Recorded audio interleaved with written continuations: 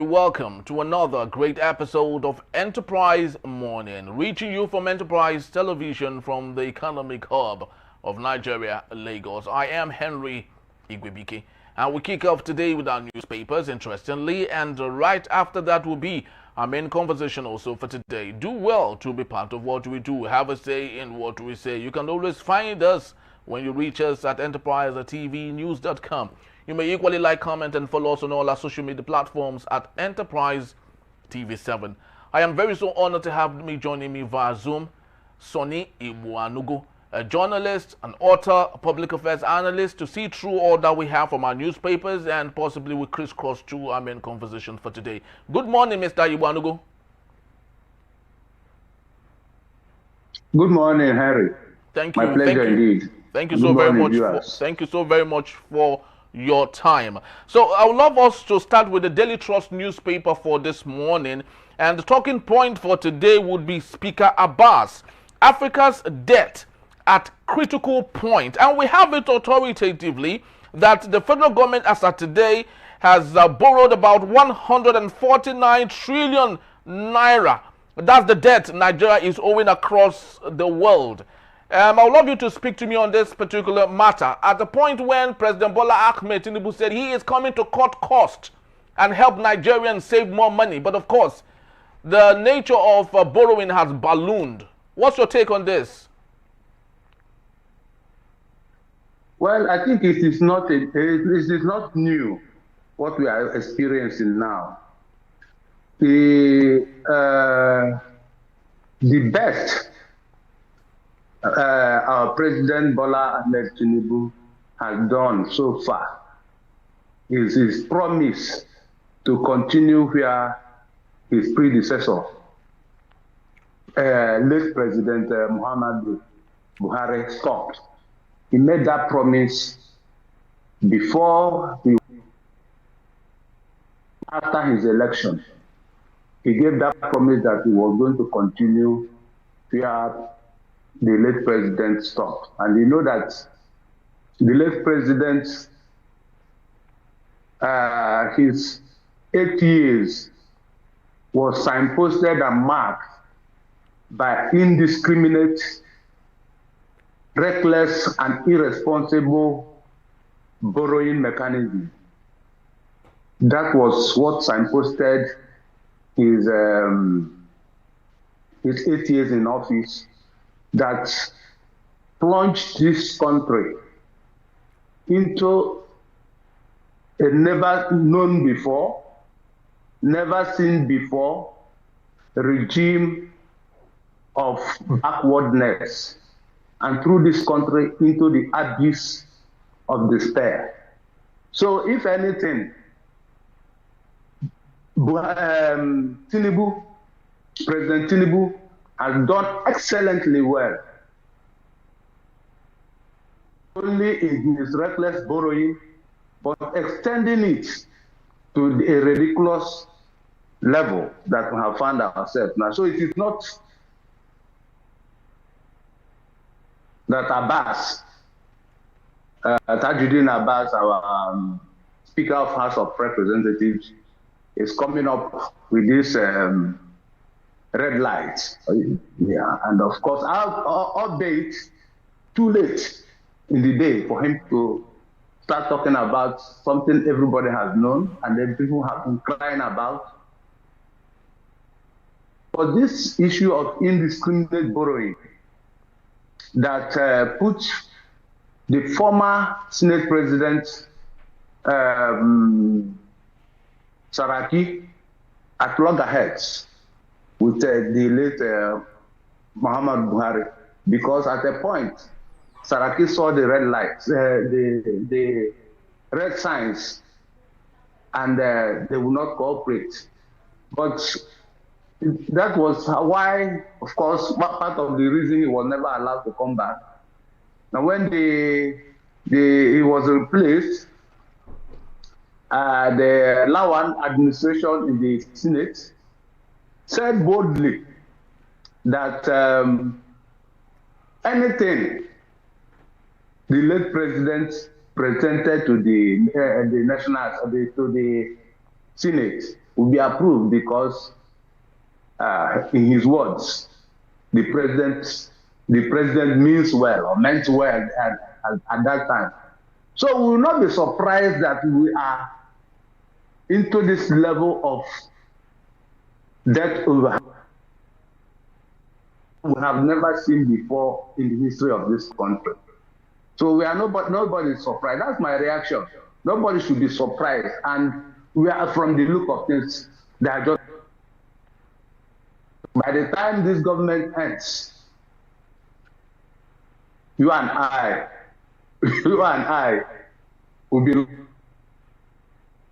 not carted away back to the US to work on plantation and sugarcane plantation for the level of debts that will be owing maybe all parts of the world. Thank you, Henry.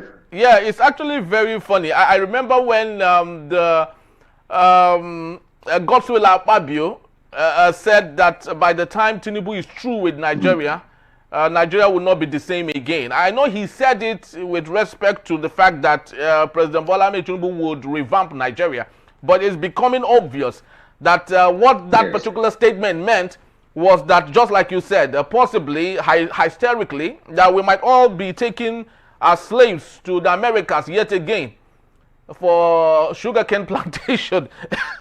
Funnily, as funny as it is, but that is serious business, you will agree with me, sir. But let's go to the Vanguard newspaper for this morning. Now we have another interesting story. Tinubu orders overhaul of military operation after Borno massacre. Yet again, Mr. Iwanugo, the bandits, insurgents, have killed about 5 gallant military officers, plus about 30 plus Borno indigents, Nigerians, yet again. And the President Bola Tinubu is overhauling the military operation. Is he changing the top echelon, or is it the same, using little solutions for a big problem?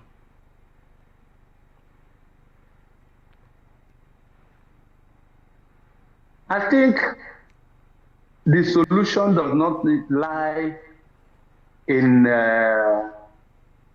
frantic efforts to be seen doing something.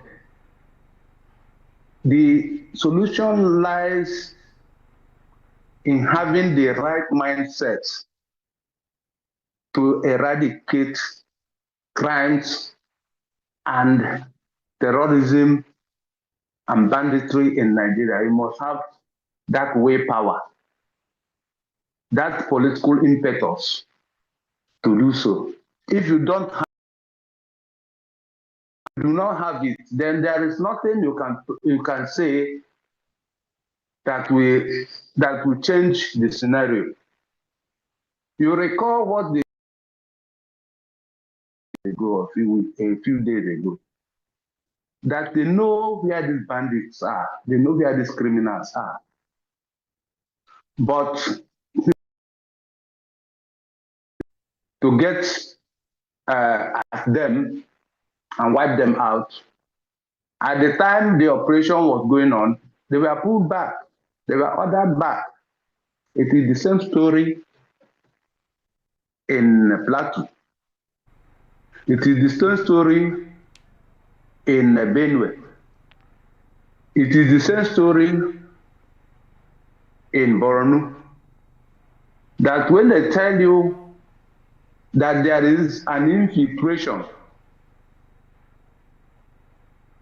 our military, then you know that this battle is beyond what the ordinary eyes can see.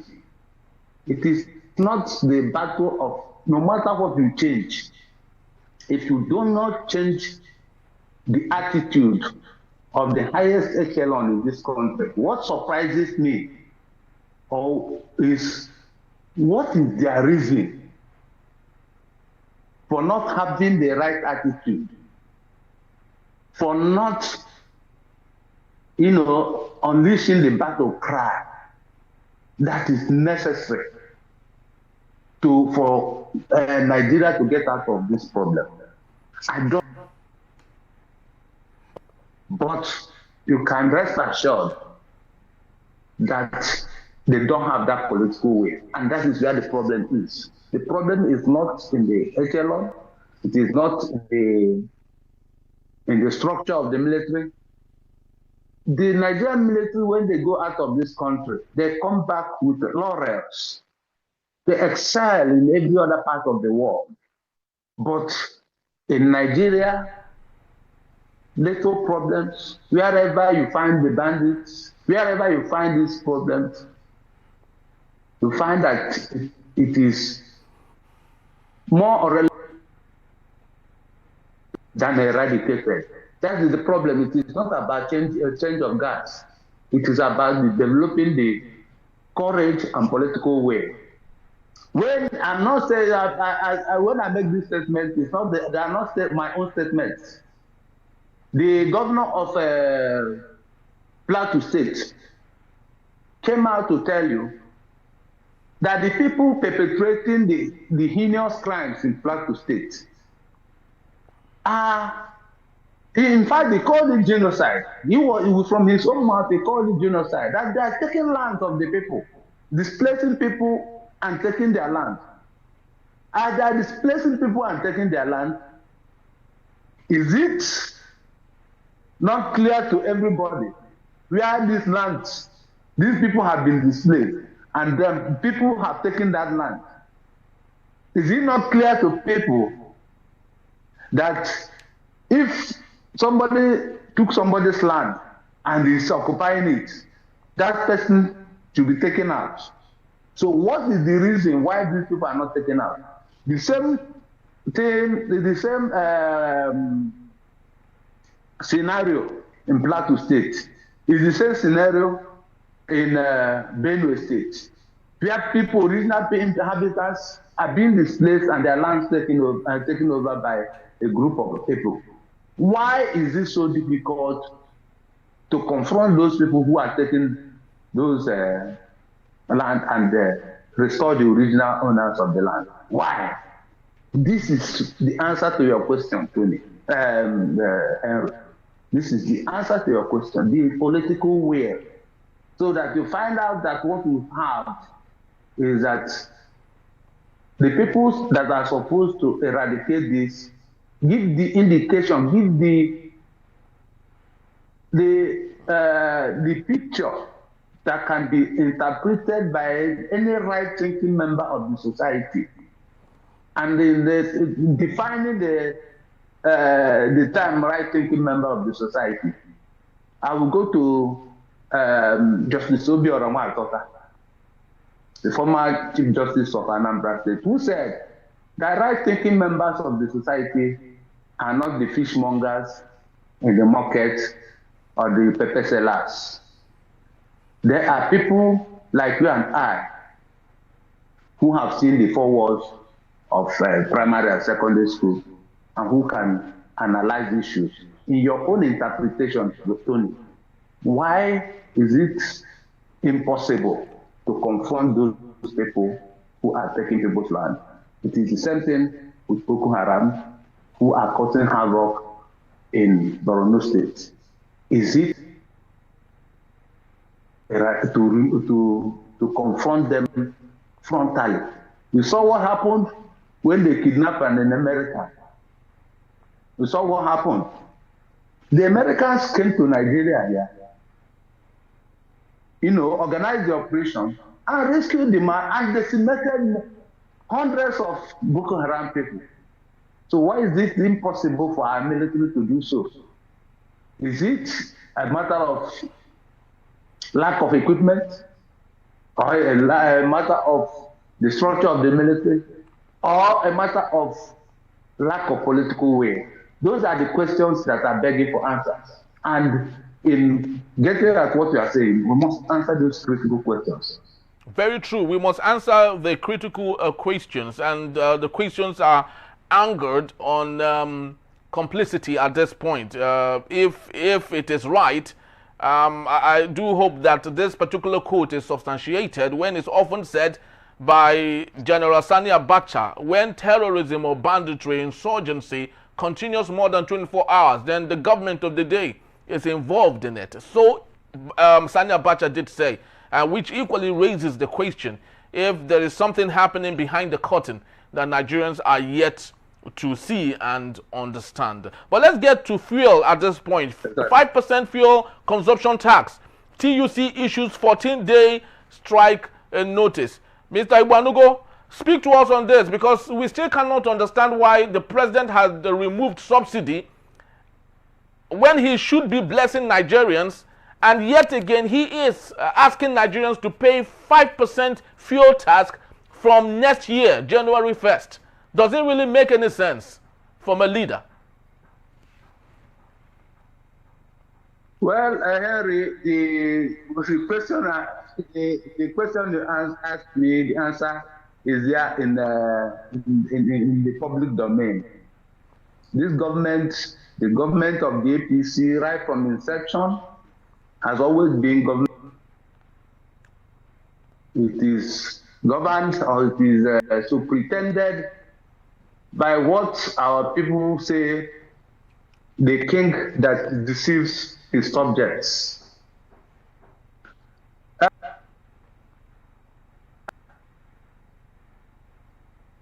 In less than 2 minutes,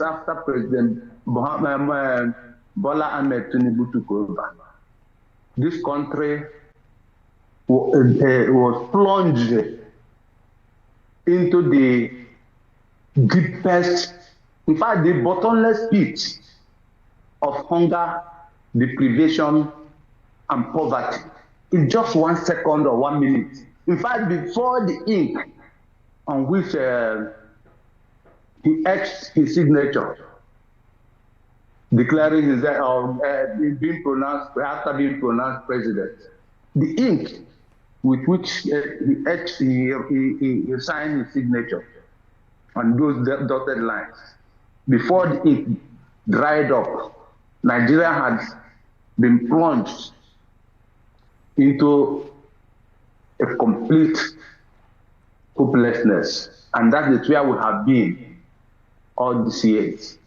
these 2 years plus. And you would have excused this government if there is no banquet, if it was a situation where everybody was tightening his belt, including the government. But that has never been the situation.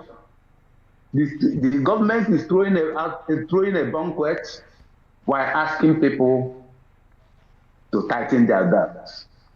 That has been the picture of the government all along, the government of President Bola Tinubu. Nigerians have never known this level of suffering. Nigerians have never seen this type of pain.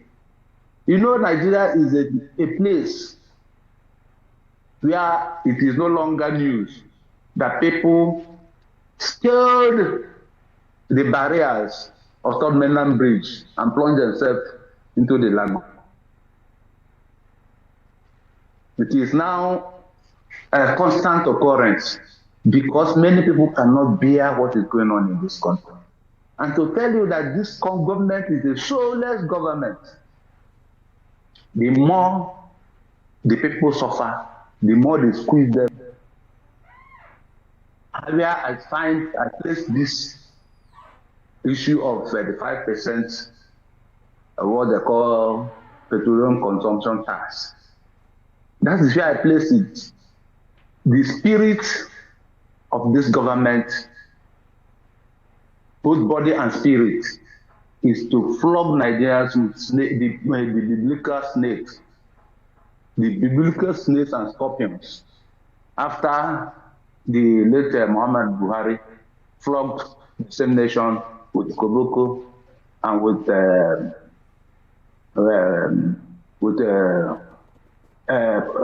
electric wire. This government is now flogging Nigeria with scorpions, and that is the context in which we must read meaning into this their next move. And they will not stop there. They are just beginning. They will continue on this trajectory until thy kingdom come. until you know when they will stop. They will never stop. They will never stop until Nigeria is completely, or you and I will start finding our food in the dustbin. If they don't achieve that, they cannot rest. And it is so painful that there is no remedy, because you cannot from even vote.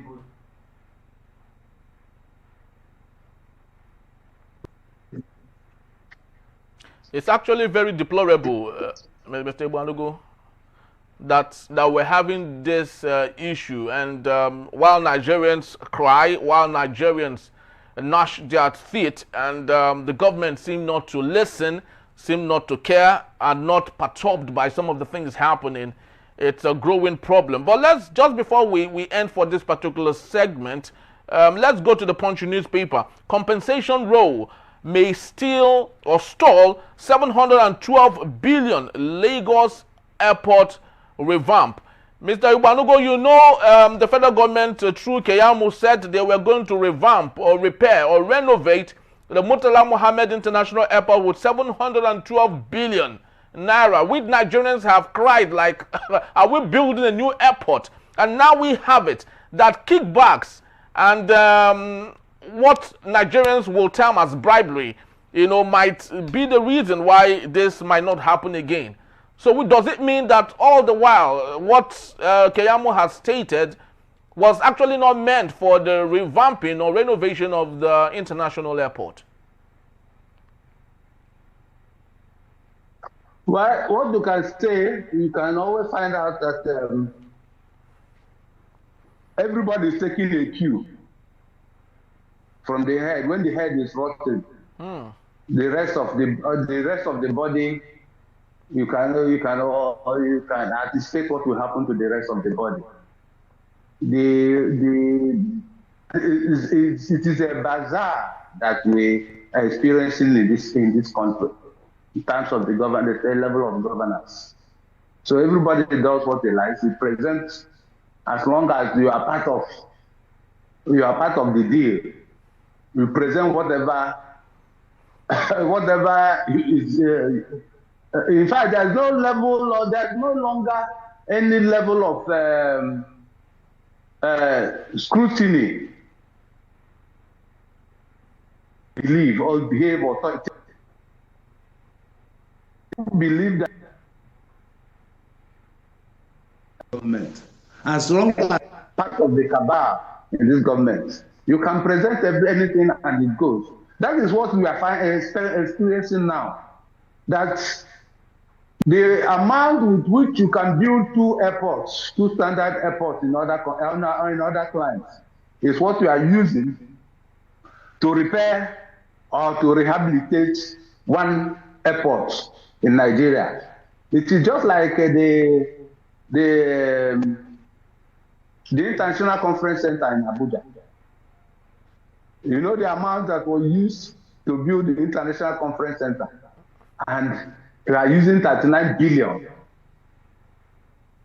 to rehabilitate it. So it's just like that. If the story continues to go like that, for as long as we are in the good books of this government, just present anything, it will be approved, and nobody asks you questions on how you implement.